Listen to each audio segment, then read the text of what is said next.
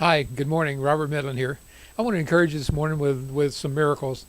Years ago, my wife and I were starting a church, and we met a couple. The lady worked as a nurse at a hospital. The man was a paramedic, and they started coming to our services. We were having services in our home, and just getting a church started. And so uh, she called me one day and said, we have an emergency situation down here at the hospital. Said there's a guy who's a logger who was injured in a logging accident. A log snapped and hit him in the stomach, and his intestines just stopped working.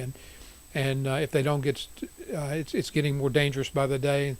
They're going to have to do an emergency surgery to try to get things going, and the likelihood of that succeeding was pretty low. So she said, I don't think the guy's saved. Would you mind coming down and talking to him? And so I said, oh sure. So found out that the guy that was injured was a notorious guy that was extremely ruffian. He was kind of a violent guy, and nobody wanted to mess with him in town. Kind of had that kind of reputation. Anyway, so I just went down to the hospital, and when I walked in the room, he looked up at me and he said, "You're a minister, aren't you?"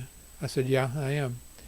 And so I just shared the gospel and just told him about Jesus, and he accepted Jesus as his Lord and Savior right there, which was just awesome. And then I told him, I said, I believe Jesus will heal you if you let me pray for you. And he said, I explained that a little bit, and he said, well, go ahead. He said, I don't have anything to lose. So I just prayed and asked the Lord to cause those intestines to begin to move immediately.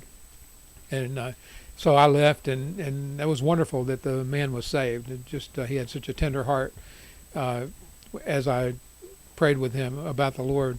Well, the nurse told me that the intestines started moving right away, and he was healed. And so he and his girlfriend ended up at our church, going to our church when we were just beginning to try to get the church off the ground.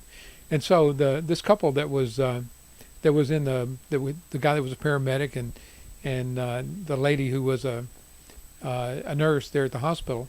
Anyway, the in the process of this man applying for this job, for the paramedic was applying for a job with an exclusive EMT force. They had over, I believe it was 1,000 applicants. They had narrowed it down to 100.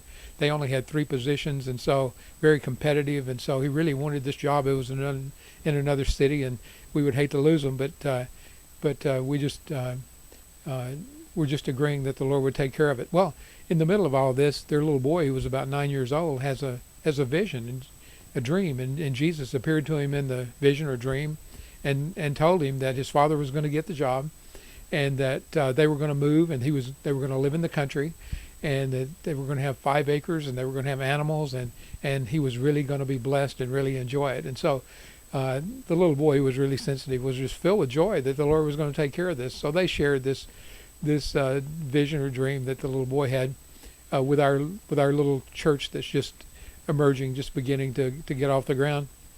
And so, sure enough, the guy went down and he competed, and he was one of the 3 that was chosen. They moved to another city totally, and guess what? They moved to a 5-acre property. They had all kinds of cows and animals all around, and it was just a joyful thing for the whole family. So Jesus is in the miracle business, and it doesn't matter who it is that you're talking about. It doesn't matter if you're praying for loved ones that are real hard towards Jesus, or real hard, just not open to anything, just seems impossible. Nothing's impossible with Jesus. That he's our Savior. He rescues us and saves us. He saved me, and he saved you.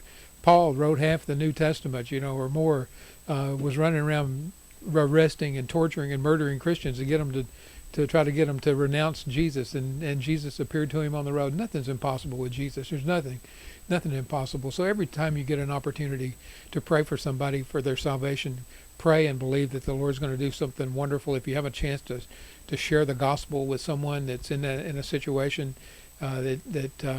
you can be confident that the gospel is the gospel of the cross. The message of the cross is the power of God for the salvation of everyone who believes. That you've got the message of the cross, which is the power of God. You don't have to be afraid or intimidated or timid about anything. You can share the gospel with anybody. The message of the cross is the power of God. And so And Jesus takes care of everything. He just lovingly takes care of everything.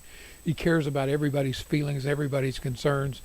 He's constantly appearing in dreams and visions, and we found as we share testimonies of miracles that people will many times share miracles with us where the Lord has done something miraculous in their life, and so we just serve a miraculous, miracle working God who loves us. He wants everybody to be saved and come to the knowledge of Jesus. He wants to bless us all in all of our endeavors, and so we can just trust Him to take care of us in every situation.